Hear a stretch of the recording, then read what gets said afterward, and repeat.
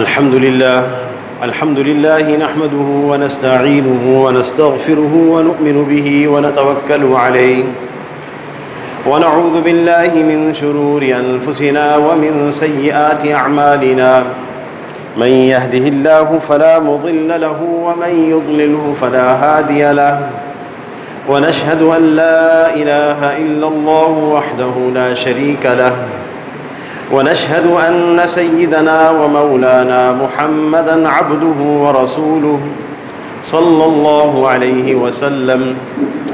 أعوذ بالله من الشيطان الرجيم. بسم الله الرحمن الرحيم. يا أيها الذين آمنوا استعينوا بالصبر والصلاة إن الله مع الصابرين. صدق الله العظيم. اللہ رب العزت نے انسانوں پر دنیا میں مختلف حالات رکھے ہیں. اچھے حالات بھی ہوتے ہیں اور مشقت والے حالات بھی ہوتے ہیں. انسان پر دنیا میں مشقت کے حالات ضرور آئیں گے. اس بات کو اللہ تعالیٰ نے قسم کھا کے بیان کیا ہے. لا اقسم بہذا البلد، میں قسم کھاتا ہوں اس شہر کی، یعنی مکۃ المکرمہ کی. وانت حل بہذا البلد، جب کہ آپ اسی شہر میں رہتے ہیں. ووالد وما ولد، اور قسم ہے آدم علیہ السلام کی اور ان سے آنے والی ساری نسل کی. لقد خلقنا الانسان فی کبد، ہم نے انسان کو مشقت میں پیدا کیا ہے. انسان کے اوپر مشقت کے حالات، دشواری کے حالات آئیں گے. کاموں کا نہ بننا، کاموں کا رک جانا، صحت اور بیماری کے حالات، اس طرح کے حالات سے دوچار رہنا پڑے گا. ان حالات میں انسان کیا کرے؟ ہم دنیا کے اندر تمام اسباب ظاہری اختیار کرتے ہی ہیں، لیکن اس میں ایک حکم ہے کہ اللہ تعالیٰ کی مدد لینی چاہیے. تمام کاموں میں اللہ تعالیٰ ہماری مدد فرمائے، نصرت فرمائے. ہمارے تمام حالات اللہ کے اختیار میں ہیں. ہمارا ماضی اللہ کے اختیار میں تھا، اللہ کے اختیار میں ہے. ماضی ہمارا کیا ہے؟ ہمارا کوئی وجود نہیں تھا. جیسا کہ قرآن پاک میں آتا ہے هل اتى على الانسان حين من الدهر لم یکن شیئا مذکورا، کیا انسان پر ایسا وقت نہیں آیا کہ جب اس کا کوئی وجود نہیں تھا؟ ہمارا استقبال بھی اللہ کے ہاتھ میں ہے، ہمارا حال بھی اللہ کے ہاتھ میں ہے. موجودہ زمانہ جس میں ہم زندگی گزار رہے ہیں اس کو حال کہتے ہیں، یہ بھی اللہ کے ہاتھ میں ہے. جو کچھ ہمارے پاس موجود ہے وہ اللہ کا دیا ہوا ہے. وما بکم من نعمت فمن اللہ، جو کچھ بھی تمہارے پاس ہے وہ اللہ کی دی ہوئی نعمت ہے. ہمارا استقبال بھی اللہ کے ہاتھ میں ہے. آنے والا زمانہ، آخرت کا زمانہ، جس زمانے میں جس وقت اللہ تعالیٰ اپنی قدرت کے ساتھ ظاہر ہوں گے. جس طرح دنیا میں رب کی قدرت ایک پردے کے پیچھے پنہاں ہے، وہاں اللہ کی قدرت عیاں ہو جائے گی. مالک یوم الدین، وہ روز جزا کا مالک ہے. اور وہاں اللہ کی قدرت ایسی ظاہر ہوگی کہ میدان حشر میں اعلان ہوگا لمن الملک اليوم، آج کے دن کس کی بادشاہت ہے؟ للہ الواحد القہار، ایک اللہ ہی کی بادشاہت ہے جو تمام چیزوں پر غالب ہے. ہمارے تمام حالات اللہ کے ہاتھ میں ہیں. ماضی بھی اللہ کے ہاتھ میں، حال بھی اللہ کے ہاتھ میں، استقبال بھی اللہ کے ہاتھ میں. تو پھر ہم اس رب کی طرف رجوع کیوں نہ کریں؟ اس سے مدد کیوں نہ مانگیں اپنے مشکل حالات کے اندر، اپنے تکلیف دہ حالات کے اندر، اپنے مخالف حالات کے اندر؟ اور پھر جب وہ ہر چیز پہ قدرت رکھتے ہو، اللہ تعالیٰ نے سورہ یوسف کے اندر جو قصہ بیان فرمایا ہے اس میں حضرت یوسف علیہ السلام کا خواب دیکھنا، ان کا خواب کا علم ان کے بھائیوں کو ہو جانا، اور پھر بھائیوں کا حسد کرنا اور ان کو کنویں میں ڈالنا. ایک ایسی زمین پر جو ویران ہو، جہاں کسی کا آنا جانا نہ ہو، پھر کسی قافلے کا اس طرف آ نکلنا اور یوسف علیہ السلام کو نکالنا، اور پھر ان کو بھائیوں کا بیچنا ان کو تھوڑے سے دراہم میں، پھر ان کا مصر کے بازار میں بکنا، عزیز مصر کے ہاں آنا، اور پھر کسی ایک عورت نے ان کو اپنی طرف مائل کرنے کی کوشش کی، عزیز مصر کی بیوی نے، اللہ نے ان کی حفاظت فرمائی، اور پھر ان کا جیل میں جانا، پھر جیل سے نکالے جانا، اور پھر اس کے بعد ان کو تخت پہ بٹھائے جانا۔ ان تمام امور کو بیان کرتے وقت اللہ تعالیٰ نے سورہ یوسف میں ایک چھوٹا سا جملہ ارشاد فرمایا، واللہ غالب علی امرہ، اللہ تعالیٰ کو اپنے تمام کاموں پر قابو حاصل ہے۔ کسی کے ذہن میں یہ بات نہ آئے کہ سارے کام اتفاقاً ہو رہے تھے، کوئی قافلہ اتفاقاً آ نکلا ایک ویران کنویں کی طرف، نہیں، واللہ غالب علی امرہ، اللہ تعالیٰ کو اپنے تمام کاموں پر قابو حاصل ہے۔ ولیکن اکثر الناس لا یعلمون، لیکن اکثر لوگ یہ بات نہیں جانتے۔ جب اللہ کو اپنے تمام کاموں پر قابو حاصل ہے اور وہ تمام حالات پر قابو رکھتے ہیں، تو ہم اپنے حالات میں اللہ سے مدد کیوں نہ مانگیں؟ اس لیے طبیعت کا بھی اور عقل کا تقاضا ہے، ایاک نعبد و ایاک نستعین، ہم اسی ہی کی عبادت کرتے ہیں اور پھر اسی ہی سے مدد مانگتے ہیں۔ اللہ سے مدد مانگنا، اللہ تعالیٰ سے کیسے مدد مانگی جاتی ہے اپنے کاموں میں؟ جب ہم مشکل حالات میں پھنسے ہوئے ہوں، ہمارے کام نہ بن رہے ہوں، ہمارے حالات درست نہ ہو رہے ہوں، ہم تمام اسباب اختیار کر رہے ہوں، ہم اللہ سے کیسے مدد مانگیں؟ اللہ تعالیٰ سے مدد مانگنے کا ایک بہت بڑا جو ذریعہ ہے وہ دعا ہے، اللہ سے مانگنا۔ انسان دنیا میں دین پر استقامت اور گناہوں سے بچنے کی استطاعت اللہ کی توفیق کے بغیر حاصل نہیں کر سکتا۔ بسا اوقات بعض لوگ ایسے ماحولوں میں چلے جاتے ہیں یا ماحول ایسے بن گئے ہیں جو اللہ کی نافرمانی کا ماحول ہے۔ بعض گھروں کے اندر اللہ کی نافرمانی کا ماحول ہوتا ہے، دین پر چلنا مشکل ہو جاتا ہے۔ بلکہ ایک پیغام ہمیں پہنچایا گیا ایک بچی کی طرف سے، چونکہ ہمارے ہاں نظام تعلیم بچیوں کا بھی ہے اور بچوں کا بھی ہے، کہ میں دوپٹہ کرتی ہوں تو میرے والد صاحب میرے سر سے دوپٹہ نوچ لیتے ہیں، کہتے ہیں ہمارے رشتہ دار جب آئیں اور خاندان کے لوگ ملنے آئیں تو تم حجاب کے ساتھ ان کے سامنے نہیں بیٹھ سکتے۔ کبھی یہ حالات مرد کے لیے بھی ہو سکتے ہیں، بیوی بچے آڑے ہیں، حالات آڑے ہیں، انسان کہتا ہے میں کیسے گناہوں سے بچوں، کس طرح بچوں؟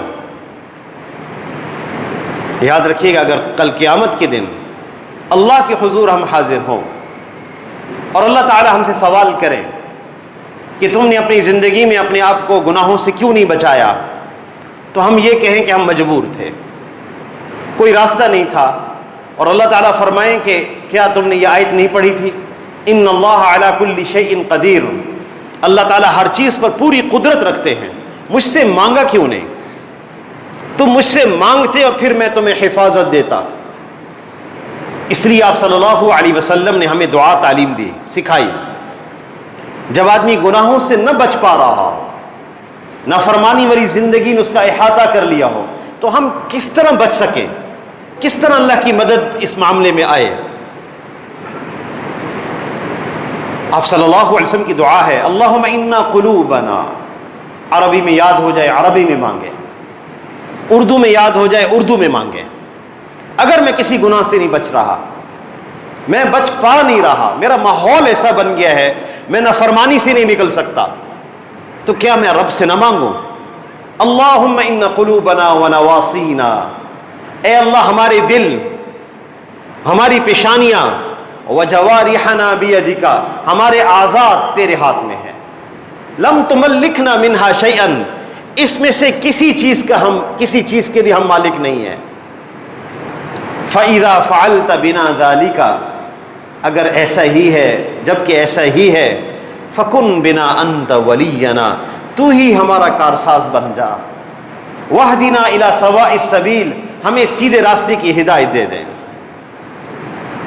اے اللہ، ہمارے دل، ہماری پیشانیاں، ہمارے اعضاء تیرے قبضے میں ہیں، آپ ہی اسی کے مالک ہیں۔ جب ایسا ہی ہے تو آپ ہمارے کارساز بن جائیں، ہمیں سیدھے راستے کی ہدایت دے دیں۔ بندہ اپنے رب سے مانگے تو صحیح، إِيَّاكَ نَعْبُدُ وَإِيَّاكَ نَسْتَعِينُ، ہم اللہ ہی سے مانگتے ہیں۔ اسی طرح دین پر استقامت کیسے حاصل ہوتی ہے؟ اللہ مجھے اطاعت پر استقامت دے دیں، مجھے نماز پر استقامت دے دیں، مجھے عبادات پر استقامت مل جائے، یہ بھی ہمیں اللہ سے مانگنا ہوگا۔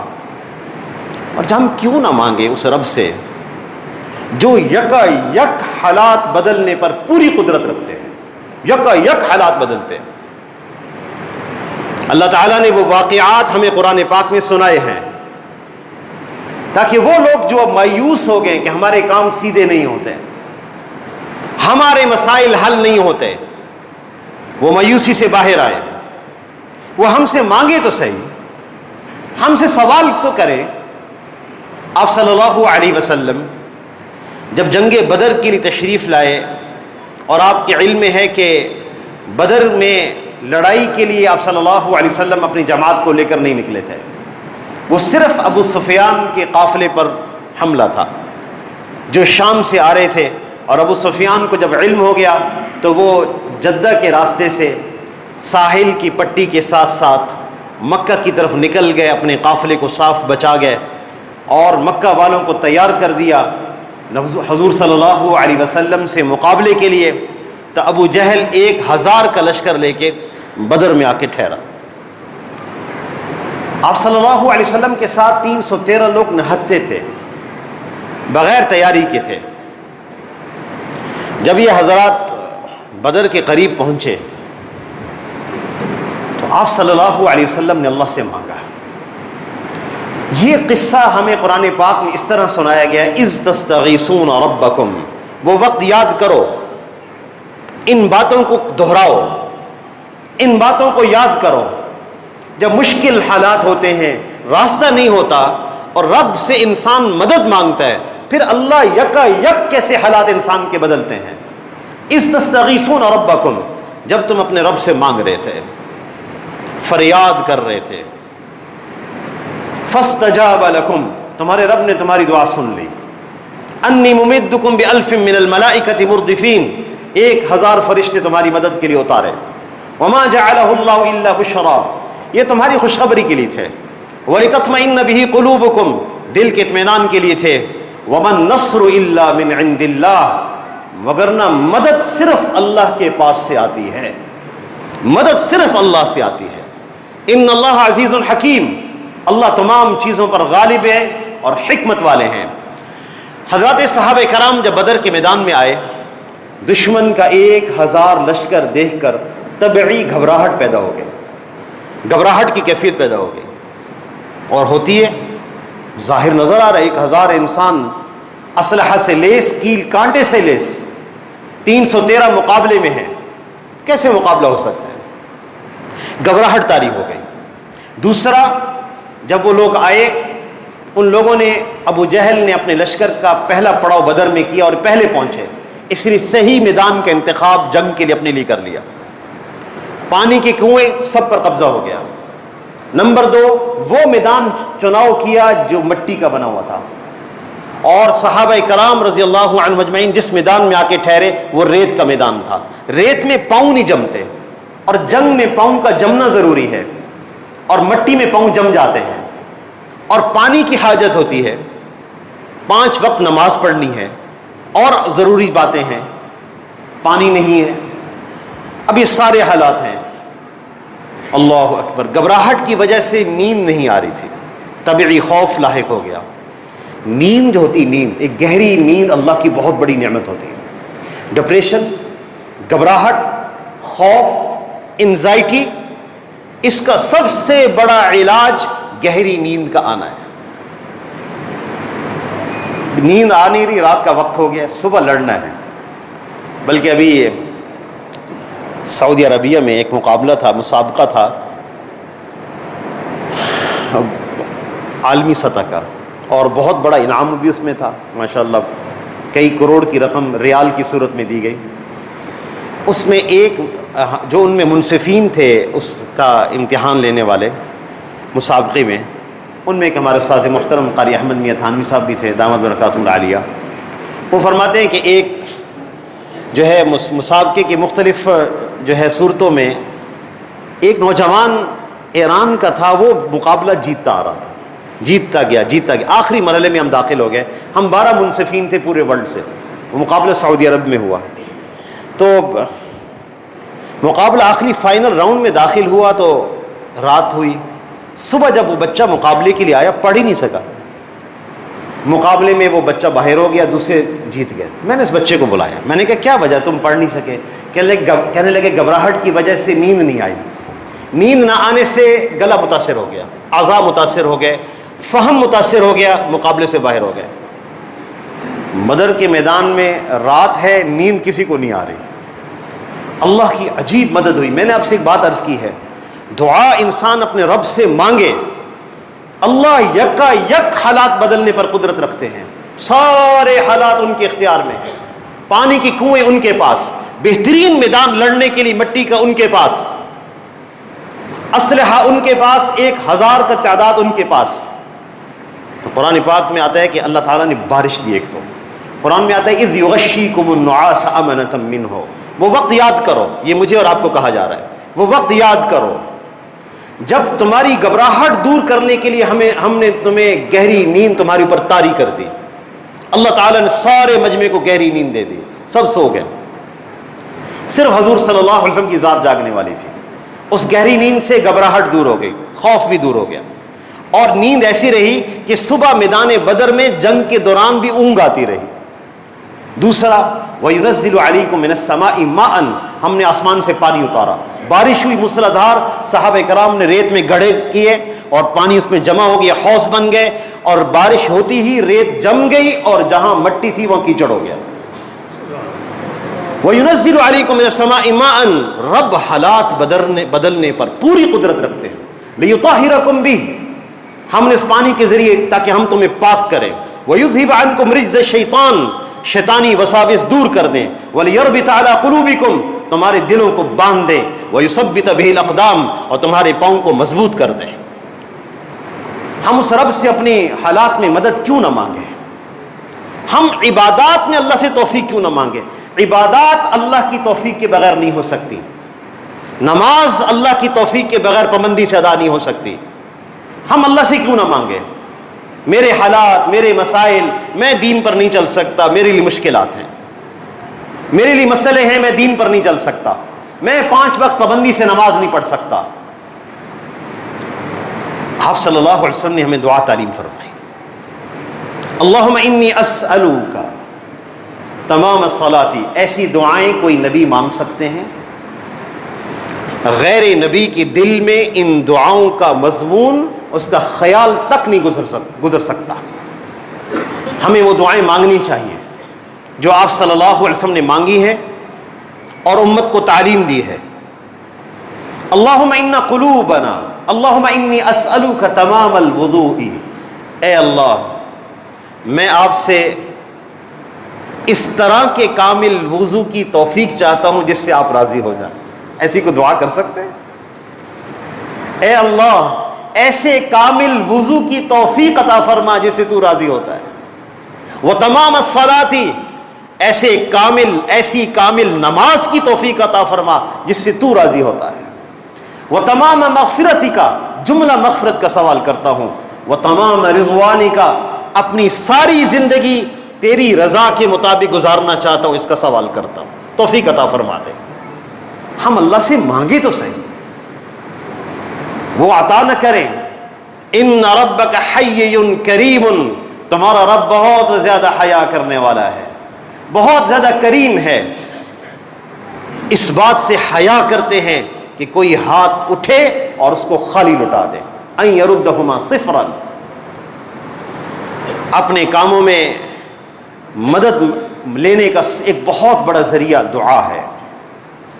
دوسری چیز جس کی وجہ سے مدد بندوں کی طرف متوجہ ہوتی ہے، اللہ ہماری مدد فرماتے ہیں ہمارے کاموں میں، وہ اخلاص ہے۔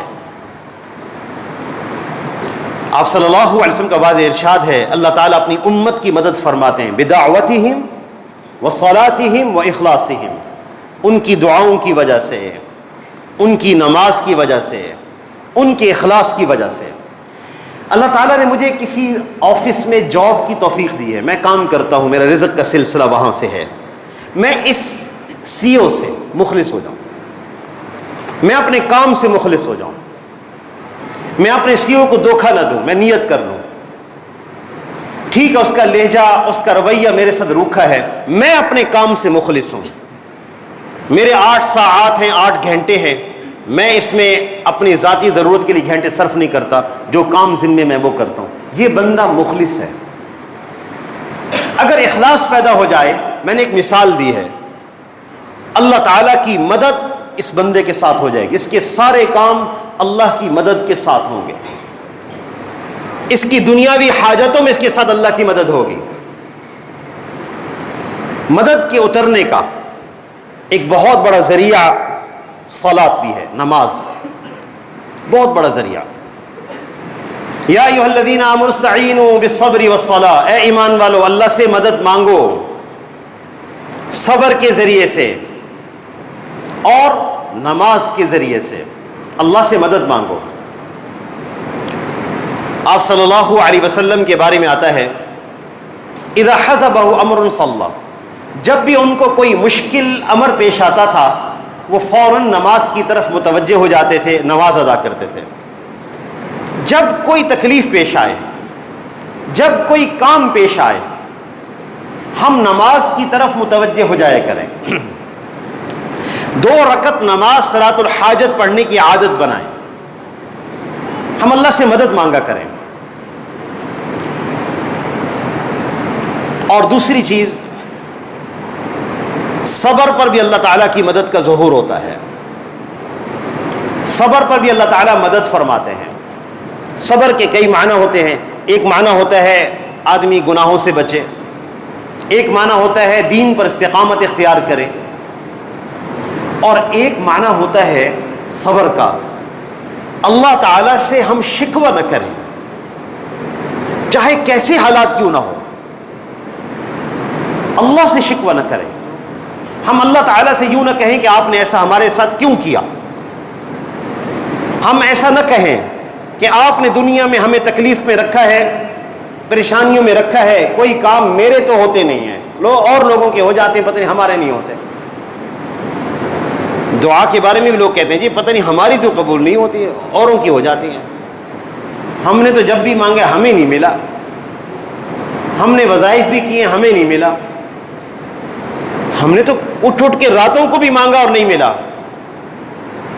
مقامات مقدسہ پر بھی ہم گئے ہیں، حجر اسود پہ بھی ہم گئے، ہم مقام ملتزم پہ ٹھہرے، ہمیں تو نہیں ملا۔ آپ صلی اللہ علیہ وسلم کے ارشاد ہے، اللہ تعالیٰ اپنے بندے کی دعا اس وقت تک قبول کرتے رہتے ہیں ما لم یستعجل، جب تک وہ جلد بازی نہ کرے۔ صحابہ اکرام نے عرض کیا یا رسول اللہ مل استعجال، جلد بازی کیا ہوتی ہے؟ آپ صلی اللہ علیہ وسلم نے فرمایا کہ بندہ یوں کہے میں نے مانگا اور اس نے قبول نہیں کیا، یہ جلد باز انسان ہے، اس کی رب نہیں سنتے۔ اور اس سے بڑھ کر کیا بات ہو سکتی ہے؟ افضل العبادت انتظار الفرج، حدیث میں آتا ہے کہ جب بندہ دعا کرتا ہے اس کی دعا سے لے کر اس کی قبولیت تک جتنا فاصلہ درمیان میں ہوتا ہے، یہ اللہ تعالیٰ کے ہاں افضل ترین عبادت کا وقت شمار ہوتا ہے۔ افضل العبادت انتظار الفرج، مجھے صرف ہاتھ اٹھانے پر سب کچھ دے دیا گیا، صرف اس چیز میں تاخیر ہے جو میں مانگ رہا ہوں، باقی سب کچھ دیا گیا، میں کیسے کہہ سکتا ہوں میرا رب میری نہیں سنتے؟ جس نے سنے بغیر بے شمار نعمتیں دی ہیں، جس نے مانگے بغیر بے شمار نعمتیں دی ہیں، مانگے بغیر، وما بکم من نعمت فمن اللہ، ہمارا وجود ہی نہیں تھا، ہم نے مانگا نہیں ہے، بے شمار نعمتیں دی، احسن الخلائق میں سے بنایا، ہم کیسے کہہ سکتے ہیں کہ ہم مانگتے ہیں اور وہ قبول نہیں کرتے؟ ایک چھوٹی سی بات دعا کے ضمن میں عرض کرتے پھر صبر کے متعلق عرض کر دوں، وہ یہ ہے، چند دعائیں ایسی ہیں جس کو ہم اپنی زندگی کا حصہ بنائیں۔ رات کو سونے کے وقت کی دعا، اللہم بسمک اموت واحیا، میں چند دعائیں دہرا دیتا ہوں، ان آپ کے معمول میں ہیں الحمدللہ، لیکن ہم اس کا اہتمام کر لیں۔ ہم صبح اٹھیں، ایک آنکھ بند ایک آنکھ کھلی ہوئی، اور فوراً موبائل اٹھانا اور اپنے میسج چیک کرنا، واٹس ایپ پہ کیا میسج آیا، فلاں کیا، بھائی اس کو تھوڑی دیر کے لیے رکھ دیں۔ ہم جب صبح اٹھیں تو ہم یہ دعا کیوں نہ مانگیں، الحمدللہ الذی احیانا بعد ما اماتنا والیہ النشور۔ بیت الخلاء جاتے وقت دعا مانگ لینا، اللہم انی اعوذ بک من الخبث والخبائث۔ نکلتے وقت دعا مانگ لینا، غفرانک الحمدللہ الذی اذهب عنی الاذی وعافانی۔ مسجد آتے ہوئے دعا مانگنا، مسجد میں داخل ہوتے ہوئے اللہم افتح لی ابواب رحمتک۔ ایک ایک دعا ایسی ہے، ایک ایک دعا ایسی ہے، اگر قبول ہو جائے اس انسان کے دنیا آخرت کے تمام کام سیدھے ہو جائیں۔ ایک ایک دعا ایسی ہے، آپ صلی اللہ علیہ وسلم نے ہمیں اس موقع کی دعائیں ایسی تعلیم دے دی ہیں۔